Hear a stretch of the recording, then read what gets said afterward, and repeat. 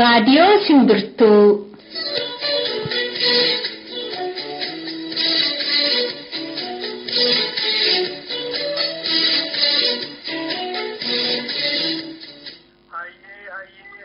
Waaqa gurraacha, waaqa bokkuu sibiilaa, waaqa shanangataa, waaqa sagaltaman galmaa, waaqa dargan booranaa, waaqa ciicoo gurraattii, waaqa sikkaayyoo, barri nagaa ta'u, bariin nagaa ta'u, galgalli nagaa ta'u, ganamni nagaa ta'u, handuula mirgaan haa galu. Har'a eebila 19/2018 gaafa kamisaati. Dhaggeeffattoota keenyaan Oromiyaaf Oromiyaan ala jirtanii akkam jirtu guyyaa kamisaa immoo kan isinii dhiyaatu torbeetti gaafa tokko raadiyoo Simbirtuuti. Har'a kan qabnu hordofuu akkasii ta'utti mee gurra isin buusa. Jalqabaa oduu isinitti himaa. Oduudhaa booda immoo sirba tokko isin affeeruudhaan gara qophii imalaatti dabarra. Qophiin imalaa keenya har'aa kan inni xiyyeeffatu yaada namootaati. Dr. Abiy muummicha ministeeraa Itoophiyaa ta'anii muudamuun Oromoo fayyadamoo hin fayyadu kan jedhuuf yaada namoota warra mormanii fi warra deeggaraniitu dhiyaata jechuudha. Oromiyaa keessaa irratti hirmaataniiru. Isa qabannee dhiyaanna jechuudha. Qophii imalaa keessatti hanga xumuraatti yoo waliin turtan waan raawwattu kan jedhu abdii qabna. Amma gara oduutti.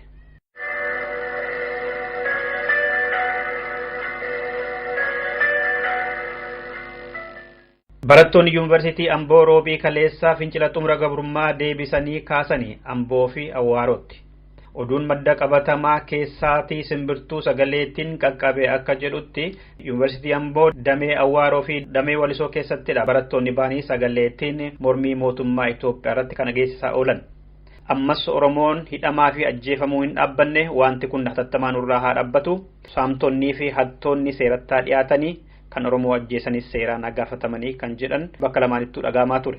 Damee Walisoo keessatti dhaadannoon dhageeffamaa turan keessaa mooyyaleetti engadda Oromoo jumlaan ajjeesuu raawwatameenii balaaleffannaa uummanni qeerraa buqqa'ee hatattamaan bakka isaatti deebi'u dargaggoonni Oromoo barumsa xumuranii hojii dhabeeyyii ta'an hatattamaan akka hojii argatan dargaggoota Oromoo adamsuu fi hidhuun haa dhaabbatu oppiidiyoon sobaatiin wal shoomuu haa dhaabanii gaaffiin Oromoo bu'uuraa hiree ofii murteeffannaa kan jedhu hatattamaan deebii haa argatu adda bilisummaa Oromoo shororkeessituu miti kan jedhuu fi kan biroo dhaadannoo dhageessaa oolanii jedhe oduun nu qaqqabe. Poolisiin Oromiyaa otoo miidhaan hin gahin bakka lamaanittu tasgabbeesseera jedhameera. Obbo Ibrahim Qixxeessaa bara 1998 godina Elubbaa Booraa Bunnoo Baddalleetii kan qabamanii hidhaa turan hiikamanii. Oromummaatiin yakkamanii meeshaa waraanaa tarkatti argame jechuudhaan ganna 19 itti ragga'ee ture. Obbo Ibrahim kan isaan mana hidhaa turan ganna 12 erga hidhaa keessatti hiraaraa bahanii booda kan isaan kaleessa gadi gadhiifaman akka oduu nu ga'eetti. Oduu wal fakkaatuun shamarree Haliimaa Abdii yookaan Biiftuunis kaleessa hidhaatii baateetti. Biiftuun maqaa adda bilisummaa Oromootiin yakkamteetudha. Hidhaa umurii guutuun itti jigee kan ture. Ganna 10 isheenis mareedhaa adda addaa keessatti hiraaraa erga turte booda kan amma hidhaatii baate. Biiftuun shamarran Oromoo mana hidhaa federaalaa keessatti ifatti hidhaa jiraachuun beekamanii mana hidhaa keessatti hafan lamaan keessaa tokko turte. Muummichi ministeeraa Itoophiyaa Dr. Abiy Ahmed har'a muudama ministeerota 16 raggaasisiifatan. Caffee biyyattii har'a taa'ee irratti ministeerota 6 haaraa ministeerota 10 immoo bakka wal jijjiiruudhaan kan isaan raggaasifatanii ka'an. Qondaalli waraanaa Jeneraal Saamoraa Yuunusii fi hoogganaan tika biyyattii Getaachoo Asaffaa garuu bakka jiraniitii hin sochoone. Obbo Shifarraa Shuggutee ministeera qonnaa fi qabeenya uumamaa, Obbo Siraaj Fargeessaa ministeera geejjibaa, Adda Hiruut Waldamaaram ministirii hojii fi hawaasummaa, Ambaasaddar Tashoomee Toogaa ministeera dhaabbilee misooma mootummaa, Obbo Umar Hussein ministeera galii fi gumuruukaa, Obbo Uba Muhammad ministeera qunnamtii odeeffannoo fi teknooloojii, Dr. Ambaachoo Mokonnin ministeera industirii, Obbo Mootummaa Waaqasaa ministeera ittisaa, Adde Fooziyaa Amin ministeera aadaa fi turizimii, Obbo Ahmed Sheedaa Muhammad ministeera kominikeeshinii yookaan immoo qunnamtii mootummaa, Mallas Alamuu ministeera albuudaa fi anniisaa, Obbo Birhaanuu Tsaggaayee abbaa halangaa federaalaa, Adde Alam Tsaggaayee Asfaw ministeera dubartootaa fi daa'immanii, Obbo Malaakuu Allabal ministeera daldalaa fi Dr. Amir Amaan ministeera fayyaa ta'anii muudamaniiru. Muummichi ministeeraa Dr. Abiy Ahmed warri muudaman kun hannaa fi saamicha akkasumas immoo tajaajila uummataa irratti xiyyeeffatanii akka hojjetan akeekkachiisani. Hirmaannaan dubartootaa yaa xinnaatee gaaffiin jedhus caffee sana keessaa irratti ka'ee ture. Taajabdoonni hedduun immoo hanga humni waraanaa fi tikaa adda bilisummaa uummata Tigraay harkaa hin baanetti impaayirettii keessatti jijjiiramni bu'uuraa dhufuudhaaf hin jiru jedhu. Oduu wal fakkaatuun waajjirri pirezidantii Oromiyaa namoota 23f muudama haaraa kenne roobii kaleessaa. Oduun karaa biiroo dhimmoota quunnamtii mootummaa ba'ee akka jedhutti namoonni muudaman kun dandeettii kaayyoo haaromsaa galmaan gahuu fi barumsaa kan qaban ilaalameetudha. Akka kanaan adde Xaayibaa Hasan itti aantuu pirezidantii Oromiyaa, adde Adaanech Abeebee itti gaafatamtuu waajjira giddugala dhaabbata dimokiraasummaa uummata Oromoo, obbo Addisuu Araggaa itti gaafatamaa siyaasaa fi ijaarsa baadiyyaa waajjira dhaabbata dimokiraasummaa uummata Oromoo, Dr. Girmaa Amantee hoogganaa biiroo misooma magaalaa fi manneen Oromiyaa, Dr. Nagarii Leenjoo itti gaafatamaa dhimmoota quunnamtii Oromiyaa, obbo Abarraa Buunnoo bulchaa godina Gujii Lixaa ta'uun warra muudaman keessatti argamu. Ramaddii kana keessa 6 dubartootadha. Ramaddii wal fakkaataan kun akka itti fuutu eegama. Godina Harargee Bahaa fi Dhiyaa keessatti ammas Oromoo jumlaan hidhuun hin dhaabbanne. Harargee Bahaa aanaa Kombolchaa Araddaa Quraadiin keessatti bulchitoonni aanaa fi milishoonni achi kaleessaa fi engadda namoota hidhaa oolani. Warra hidhan sanaan mataa mataatti qarshii 1,000 yoo nuuf kennuu baattan dabarsinee kumaandi poosit isin kennina jechaa jiru jedha maddi Simbirtuu. Maqaa fi lakkoofsi namoota hidhaman sanaa garuu nun geenye. Godina Harargee Dhiyaa aanaa Mi'eessoo magaalaa Asabot keessattis qeerroo adamsuu fi hidhuun akkuma itti fufetti jira yeroo ammaa kana. Gidduu kana qofaa dargaggoo Murteessaa jedhamuu fi nama Mohaammed Jontee jedhamu hidhamaniiru jedha oduun nu ga'e. Walloo Waldiyaa keessattis hidhaan hin hafne ammas achittis dhiyeenya kana manidhaatii kan bahan Sheek Abdul Mannaan deebi'anii hidhamaniiru. Dhumarratti Mooyyaleetti kibxata darbee uummata irra balaa kan qaqqabsiise raayyaa ittisa biyyaa Itoophiyaati jedhame poolisiin Sumaalees harka keessaa qaba. Roobii kaleessaas ammas irra deebi'anii Mooyyaleetti boombiidhaan balaa guddaa geessisuudhaaf yaaliin godhame fashalee jedha oduun nu ga'e. Balaa sana gaggeessuudhaaf dirqama kan fudhatanii bobbaarra kan turan qondaalonni waraanaa Itoophiyaa qabamaniiru. Akka oduun nu ga'e eerutti kan amma qabamanii jiran qondaalota 2dha. Ibbaalaa Alii Adam Alii kan jedhamanii fi Jajjaa Kumaa yookaan immoo Shaambal Adam Hassan Jaarsoo kan jedhaman boombii wajjin kaleessa qabamanii kan itti namoota ajjeesaniif dirqamni itti kennamee akka bobbaarra turan dubbataniiru jedhame. Kibxata darbe naannoo dhaabbata konkolaataa Mooyyaleetti boombiin darbatame namoonni 5 battalumatti hoggaa du'an gara 60 kan ta'an immoo madaanii mana yaalaa seenanii akka ture beekamaadha. Warri akkas godhan uffata poolisii Sumaalee uffataa turanii kan jedhame hoggaa ta'u warri qabaman garuu qaamni lachanuu raawwate waraana mootummaa federaalaa ta'uu eeraniiru jedhame. Warri Sumaalees keessaa qabu hoggaa jedhan. Dhaggeeffattoota keenya waan kana irratti bulchiinsa aanaa Mooyyalee bilbilaan dubbisuudhaaf kan yaalle bilbilli nuu seenuu dide milkoofne akkuma arganneen kan dhiyeessinu ta'a. Oduun keenya irraa kanumadha sirbattaanu kanaan gara qophii malaatti dabarra.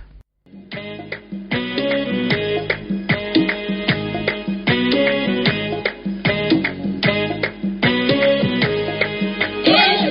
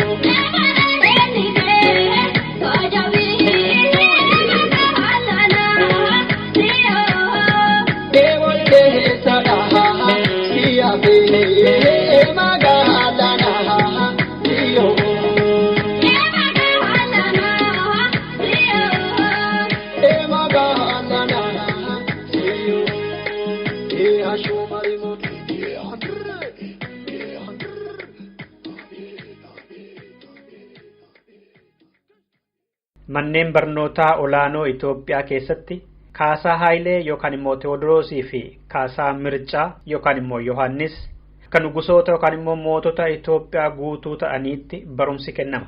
Afaaninis taanaan kanumatu dubbatamaa dhalootarraa dhalootatti darbaa yoo naga'e. Garuu isaan lamaan kun naannoo isaanii yookaan immoo walduraa duubaan naannoo Gondorii fi Tigraayitiin bulchuu yookaan immoo achitti beekamuutiin ala darbanii guutuu Itoophiyaa har'aa kana bulchanii akka hin beekne seenaan ragaadha.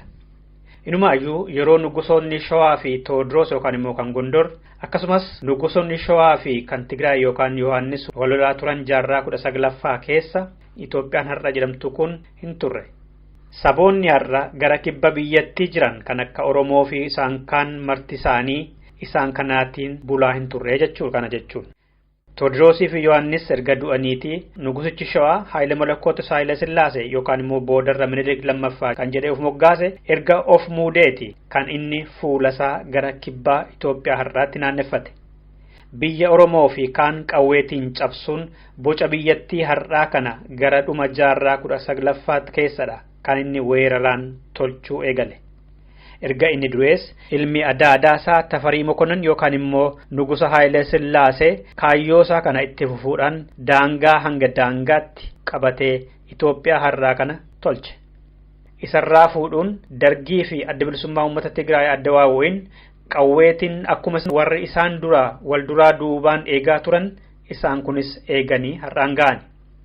Kanaafi Itoophiyaan cubbuu weeraraa fi qawweetiin kan ijaaramte mana hidhaa sabootaa fi uummattoota gama kibbaati kan jedhamtuu fi aadaa, seenaa, duudhaa bakka itti dhugeeffatan, hooda, maqaa sabootaa, qorqalbii fi afaan warra weeraramee haaluudhaan kan warra qawween cabsee bulchee waan bakka buufamee fi Itoophiyaan har'as impaayiradha kan jedhamtuufi. Itoophiyaan lafee fi dhiigni Oromoo kan warra kibbaa, kan warra bahaa fi kan warra dhihaa cubbuun irratti baduudhaan tolfamte malee fedhii fi jaalala sabootaatiin kan utubamte miti.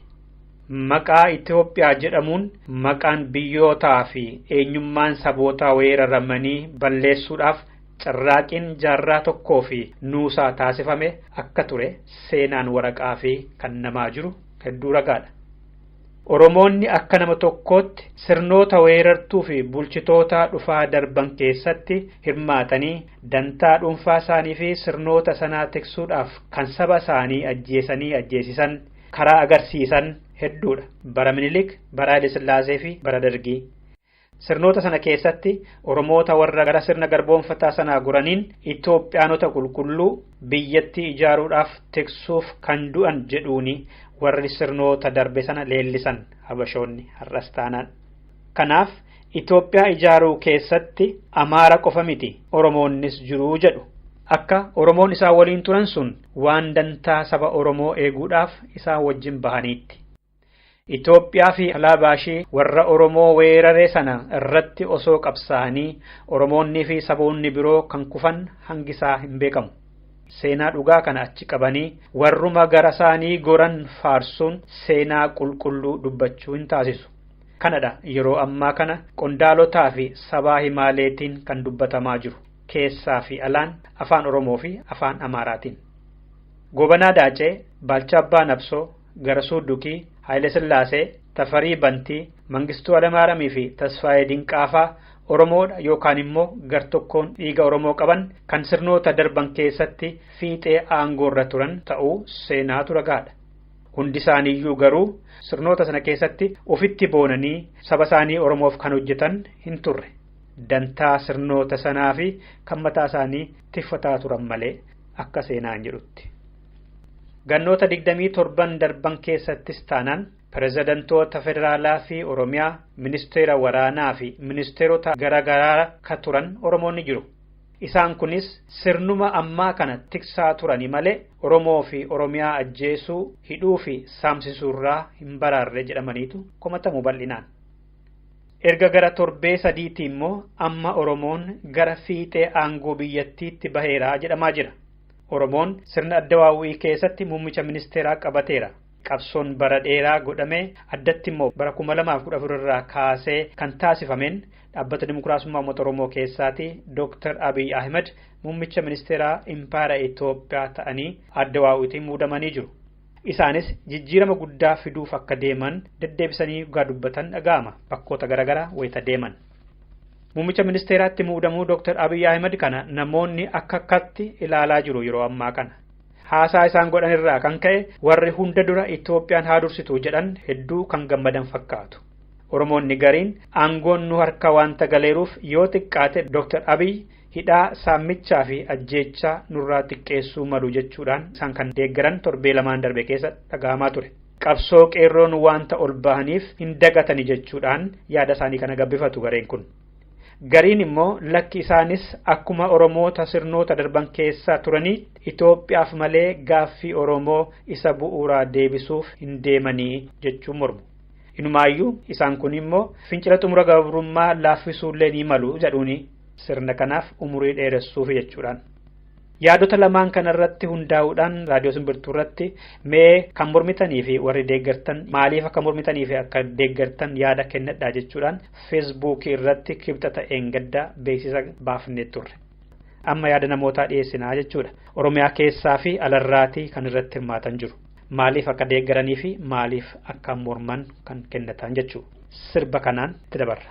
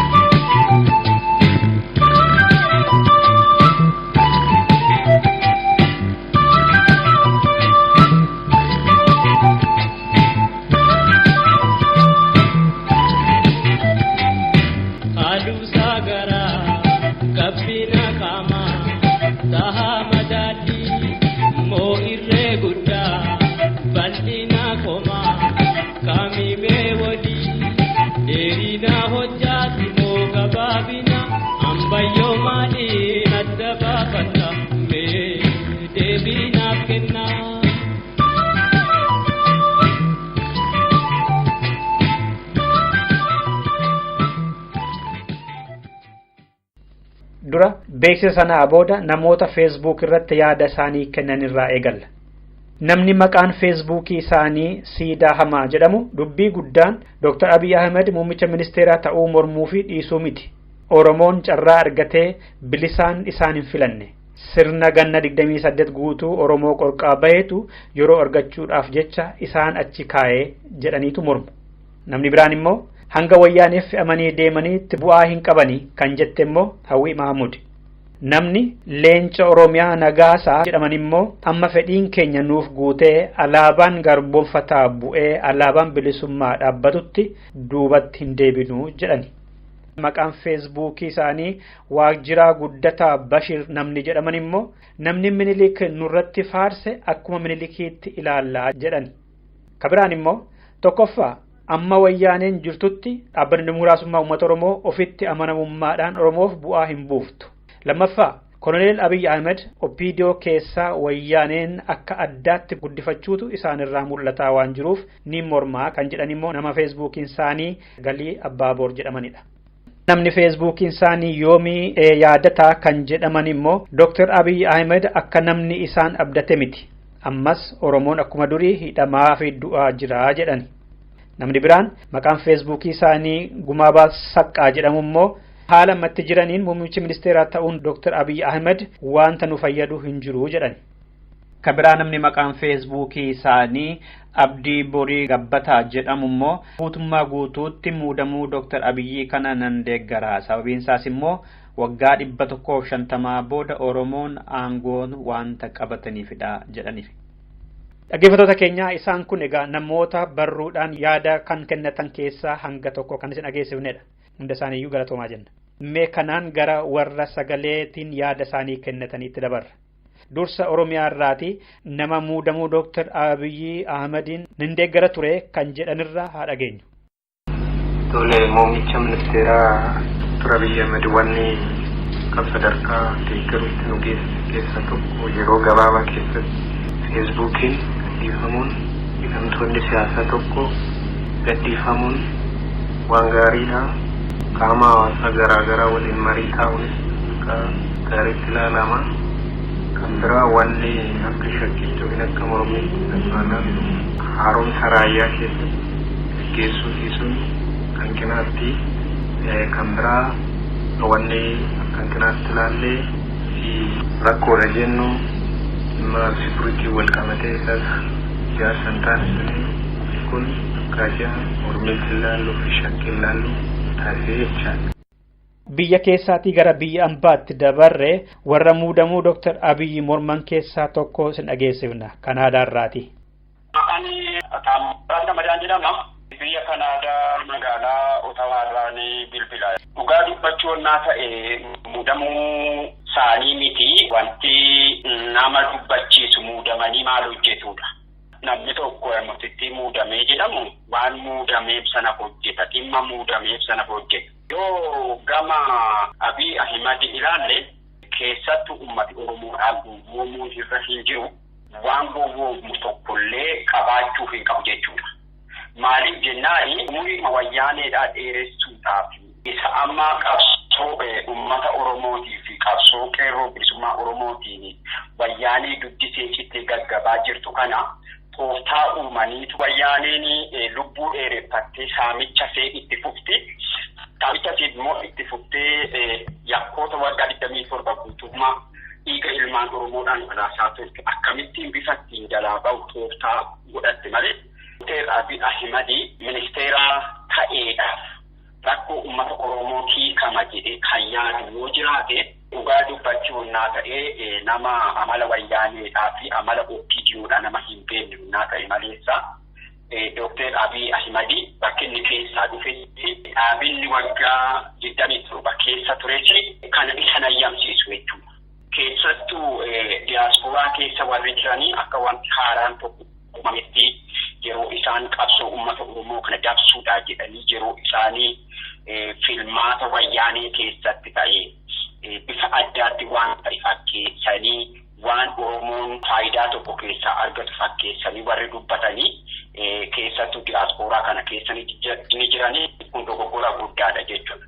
Qabsoo bilisummaa Oromoodhaa qeerroo bilisummaa Oromootii fi uummata Oromootiif waraana bilisummaa Oromootiin adeemaa jiru sana karaarraa marsanii Oromoo irratti gabrummaan akka inni itti dheeratu dhiigi kennamaa jiru kuni ammallee akka itti fufu jechuudhaan yoonnaa hafeen alatti Dr. Abiy Ahimad filatameedhaa fi uummata Oromootiif wanti ta'e jiru. Engadda eegani Somaalee dhaqee Abdiilleetii wajjiniin haasa'ee deebi'ee furmaatii tokko argame jechuudha. Yeroo ammaa kana keessa uummati keenya Moyaalee keessa jiranii dhiigi isaanii dhangala'aa jira. Yeroo rammadaatii fi faashistooti ilmaan Tigraay waraana irratti liyyuu poolisii irratti bansiisanii dhiigi saba keenyaa dhangala'aa jira jechuudha. Kanallee namichicha gochuu hin dandeenyetu waan guddaadhaaf abdachaa jira jechuudha. Yoo uummati Oromoodhaa kun dogoggora guddaa wanta ta'eedhaa fi irraa of eeggatanii qabsoo bilisummaadhaa jabaatanii itti fufuutu irra jira jedheetan dubbadhaan. Alarraatii gara Oromiyaa keessatti immoo yaadaan sin deebisnee yaada nama biraa dhageenya immoo. Harka fuunee jira jirtu. Ani godina addaa naannawaa Finfinnee irraati. Haala biyya keessaa ilaalchisee waan natti mul'atee fi waan hubadhe tokko ibsachuun barbaada. Haalli biyya keessatti amma deemaa jiru baay'ee yaaddessaadha. Haala mootummaa naannoo Oromiyaas ilaalchisee haala muddama Dr. Abiy sanas ilaalchisee waan baay'ee yaaddessaadha. Erga muummichi ministeeraa muudamanii asitti waan baay'eetu ta'aa jira. Jarri akka aangoo hin qabne ifaan ifatti mul'ifachaa jiru. Ammas taanaan gara fuulduraatti qabsoon keenya haala jabaataa fi finiinaa ta'een itti fufuu akka qabu uummanni Oromoo kanarraa barachuu akka qabu dabarfachuun barbaada. Galatooma. Kan akka Oromummaa tokkotti Oromummaa kootitti waan inni addunyaan nuuf beekuu qaba dhaga'uu qaba jedhu. Inni kan barbaanne jijjiirama namaan jijjiira seera TPLF guutumaan guututti akka jijjiiramuu barbaada. Inni lammataa kumaandii poostii biyya sana keessa deemu labsiin atattamaa inni isaan jedhan sun akka inni ka'u kun amma guutamee hin jirretti nufi halluu godhamu mootummaa kun mootummaa keenya miti mootummaa isaan keewwatanidha malee mootummaa Oromoodhaaf ta'u miti. Isaan qeerransoo isaanii guddifatanii umrii waggaa 15 guddifatanii afaan isaanii barsiifatanii akka isaanii ta'etti dhaqanii qineeshatan malee waan nuuf ta'u miti. Kanaaf Oromoon hundumtuu tokko ta'e bakka jirutti bahee tokko godhee bakka Oromummaa godheetti afaan tokko ni jennee ajjechaa fi hidhaan nama keenya irraa diranuutti caale keessumaa kan baay'ee nama gaddisiisu dubartii ulfaa nama 10 ta'anii itti taphatanii buusee baay'ee na gaddisiisa. Ajjechaa Mooyalee keessaa Wallagga keessaa Abbaa Ilma Harargee keessaa eessaa hundumaa egaa biyyiin qabatee ajjechaan jabaate waan ta'eef kun guutumaan guutuutti akka addunyaan dhaga'uun barbaada guyyaa jakooti. Akka kooti ani yaadin qabu hundumata addunyaan akka addunyaatti lammii keenya maaf hin dirmatu. Lammata immoo amma yoomiirratti amma yoomiitti uummata nagaa fi uummata harka duwwaa deemu kanarratti dhumaatiin rasaasatti gadhiifama. Rasaasaan amma yoomiitti dhuma kun gaafii akka kooti gaafii hin qabna. Dhaggeeffattoota keenya kun raadiyoo simbirtuu irratti Dr. Abiy Ahmed yookaan immoo dhaabbata dimokiraasummaa uummata Oromoo irraati muummicha ministeeraa Itoophiyaa ta'uun gaaffii Oromoo ni deebisaa jettu yookaan immoo ni mormitumuu ni deeggartuu yaada jedhuuf yaada dhaggeeffattootaa dhageessisaa jirra. Itti fufuudhaan ammas biyya keessaatii gara biyya alaatti dabarre yaada nama tokko dhiyeessuu jenna. Kan beekan gudummaa Ameerikaa irraati irratti kennate. Ana gama muudama Dr. Abiy Ahmed Ali kanaatiin qabsoo bilisummaa Oromoo keessatti kun gufannaadha. Akka gufannaattan ilaala. Kanammoo sababiin isaa tokko nama afaan kee beeku, nama si keessatti guddatee haala jireenya kee hundumaa nama qorate si keessatti dhalatee diinaaf tajaajilaa nama ture. Innis jarumaa wajjin ta'ee hamma kolonelummaatti muudama argatee sana keessatti gochinni gochaa ture inni guddaan Oromoo dhumarratti inni waggaa 27 isaan irratti qabsaa ture waan ta'eef qabsoo keenya sabboontota ijoollota dargaggoota barattoota yuunivarsiitii namoota wajjiniin dhaladhe guddadhe ijoollee haayiskuulii hundaaf afaan ta'ee gargaaraa diinaa ta'ee nama bineensummaadhaan diina kana tajaajilaa ture garboonfataa tajaajilaa ture amma immoo amanamummaa inni argisiiseen gara aangootti ol dhufe waan ta'eef guutummaatti waan Oromoon ofiisaatii mootii yookiin hooggansa isaaf ta'u hin filannee fi walumaa galatti kun gufannaadha qabsoo bilisummaa Oromootti gufannaadha jedheen kennaan yaada tokko. Saba Oromoo saba ulfinaa qabu kanaa yeroo inni itti humnaan xiinsammuu Oromoo irratti hojjetee gama miidiyaatiin akkaataa inni itti ijaarsa Itiyoophiyummaa duraanii Oromoon ofirraa galagalchuudhaaf ofirraa ha'uudhaaf jaarraa tokko ol qabsaa'e kana isa deebi'ee simachuudhaaf simsiisuudhaaf humnaan fudhachiisuudhaaf isa duriirra caalaa inni durii qawweedhaan fudhachiisuu yoo ta'eyyuu inni kun immoo qawwee kan caalu xiinsammuu sabaa irratti ba'anii irratti hojjetanii akkuma waliigalaatti Oromiyaa guutuu irratti humnumaan Itiyoophiyummaa kana fudhaa jedhame qawweetti dhokaane malee kutaalee Oromiyaa adda addaa keessatti immoo yeroo inni sirbisiisu yeroo inni warra Tigree wajjiniin achi sirbu yeroo inni warra Sumaalee wajjiniin achi sirbu Oromiyaa keessaa immoo ajjeechaa agaaziin ilmaan Oromoo ajjeesaa turte. Kanaaf akka kootti haala itti OPDO'n afarsu utuu hin taane dhugaatti ijuma Oromummaatiin yoo ilaalanii hiree uummata Oromootiif fide tokkoyyuu hin qabu.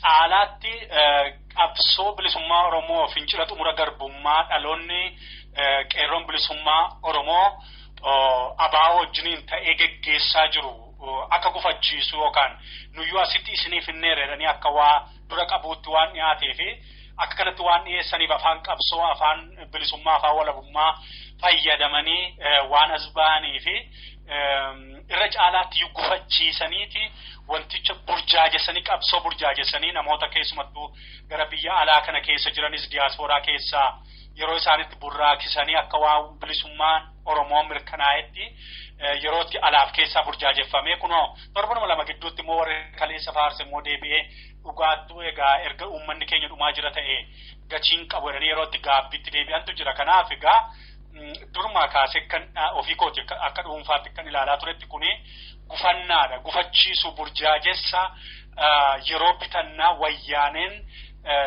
tarsiima guddaa baafattee ittiin afaan nuti beennuun as baatee nu gowwoomsiteedha malee kun karaa kamiiniyyuu ija kamiiniyyuu yoo ilaalame Oromoodhaaf carraa akka hin taanettanii ilaalaan gama kootiin.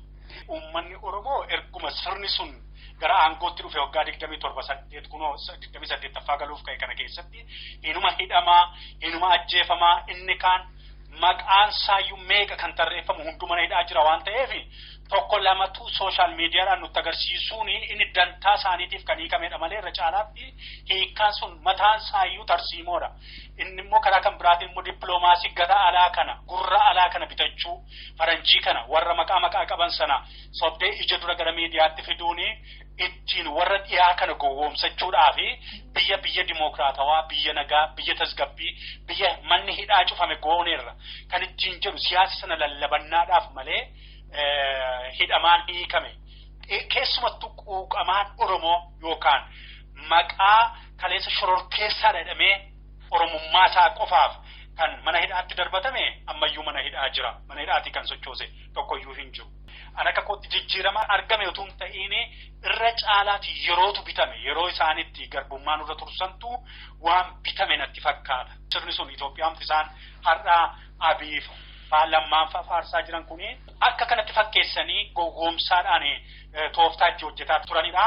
Sirnuma jarri gara jalqabaa sun mootorleen 3 arfan darban sun Oromoo irratti fe'aa turan sana Abiyin faa fi Lammaan faa immoo isuma nuu jabeessuudhaaf yoo danda'ame jaarraa ittaan hundumaatii fi akka nuti Itoophiyaa sana liqimsinee humnumaanii ittiin jiraannu sirna sanaaf akka jiraannuu fi piroojeektiidhuma wayyaaneen kaleessa dheengadda hojjetaa turte sana OPDO'n asiin gamana dhaabatee diinatti wayyaanee fakkaatee yeroo itti diraamaa kana miidiyaa irratti taphataa as baanidha waggaa kana keessa kan nuti argan waan waliigaltee wayyaaneetiin diraamaan taphatame kuni qabsoos hamma ta'e gufachiiseera dabalataan immoo namoota baay'ees gowwoomseera. Ammas biyya alaarraatii gara biyya keessatti wayita deebinu immoo namni akkas jedhan jiru Oromiyaa keessa. Akkam jirtu nagaa keessanii yaadni ani qabu waraanaa biyyattii irratti gaggeeffame yeroo keessumaa naannoo Oromiyaa irratti furmaata ta'aa deemuun irratti fakkaata. Maaliif gaaffiin uummata Oromoo sana osoo hin taane ololleef taanillee humni waraanaa akkasumatti itti fufeennate maatiin uummata keenya akkuma itti fufeetti jiraata.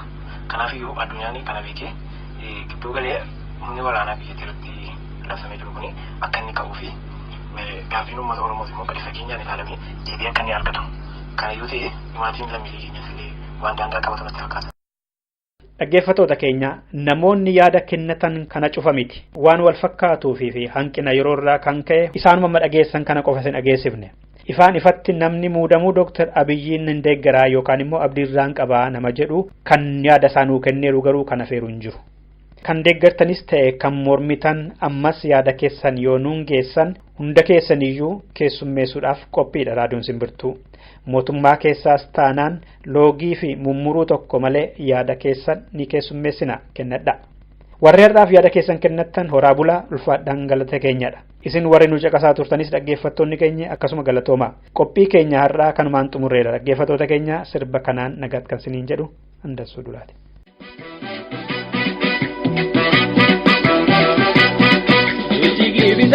Belchiki bisana sabona ribarana kenyani motima belchiki bisana sabona ribarana kenyani mona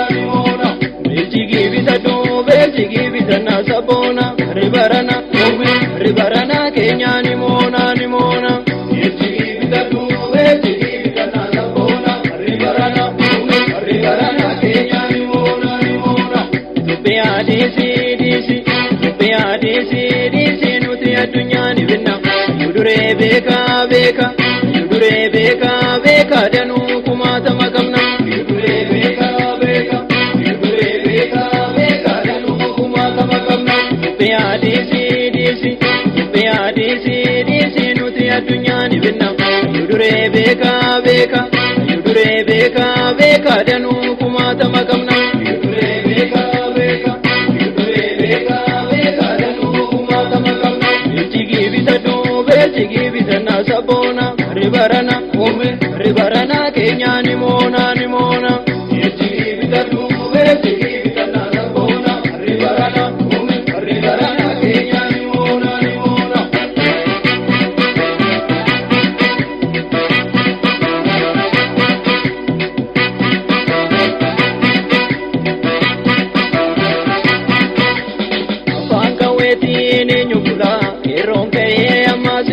afaan kaweetiin eenyudha yeroo ka'ee ammaas jira afaan kaweetiin eenyu bula oromoon ka'ee ammaas jira afaan kaweetiin eenyudha oromoon ka'ee ammaas jira daabana halaaba bilbineera buqqisna jabaannee hundeera daabana halaaba bilbineera buqqisna jabaannee hundeera daabana halaaba bilbineera buqqisna jabaannee hundeera daabana halaaba bilbineera buqqisna jabaannee hundeera anaa nyaatu lammiiko anaa nyaatu jari namaan naatu ammas nu bituuf kaatu diddaa malee jari nurraan baatu diddaa malee jari nurraan baatu kubbisi jabaannee ni moona waliin na'i waltaanee ni moona jarana barana jarana barana jarana barana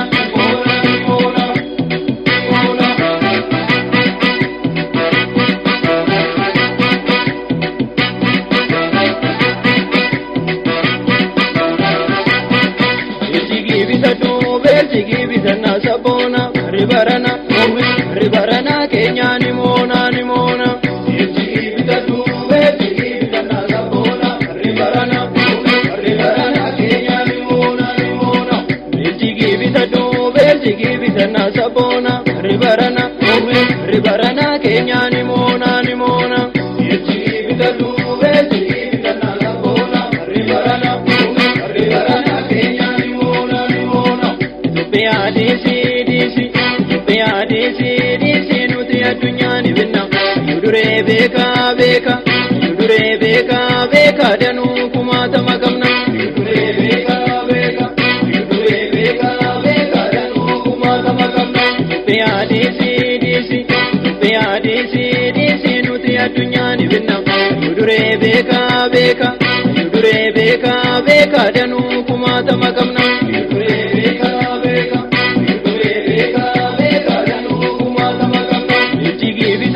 Belchigi bisana sabona ribarana Kenya ni mona Belchigi bisana sabona ribarana Kenya ni mona